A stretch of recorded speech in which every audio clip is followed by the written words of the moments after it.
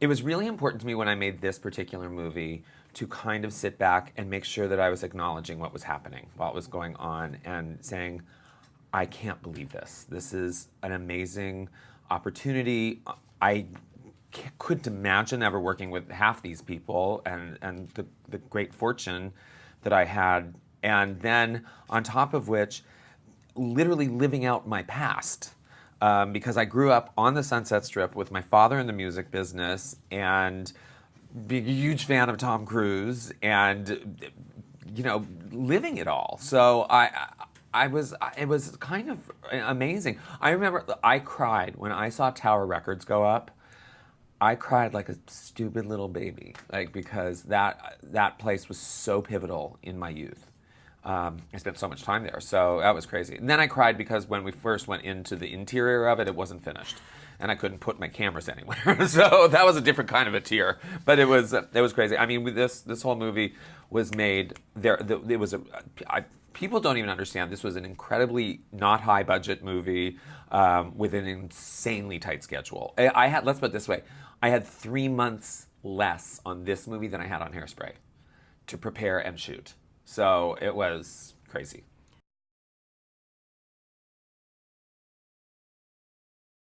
Well, what we did was we kind of compiled the greatest hits of Sunset Strip because first of all, I would have been shot or certainly banished from the city if I tried to shut the Sunset Strip down for 6 weeks.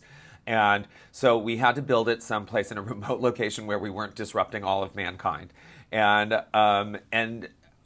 Florida has the exact same light that we have here, and it has the right palm trees, and it has a lot of the architecture.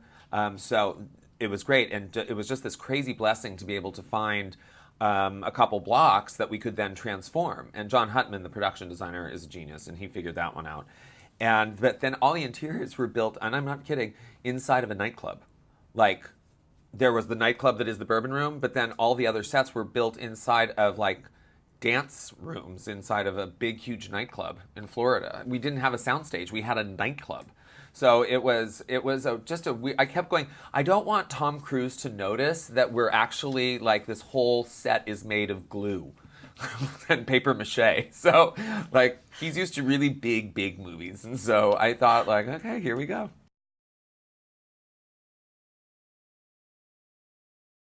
Working with him, plain and simple, just made me a better director.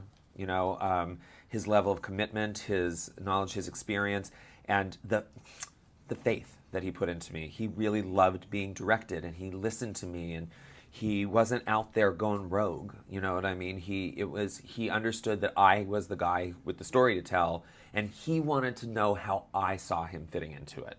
And so that kind of a partnership and that kind of faith in somebody with the career of Tom Cruise is surreal, So, but we're at work, so it doesn't feel surreal. Do you know what I mean? It was sort of after we'd wrap that I'd go did I just have Tom Cruise singing "I Want to Know What Love Is" while he's having sex on an air hockey table with Molina? Did he just really do that?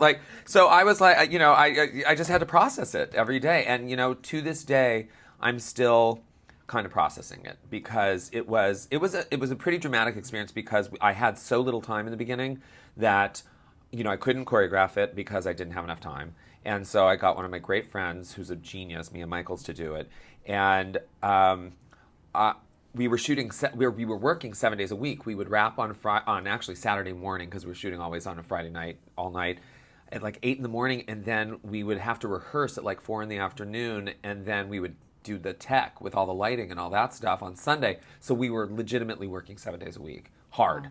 So it was exhausting. I looked like a something between a meth addict and a chorus person from a community theater production of Fiddler on the Roof by the end of the movie. I was crazy.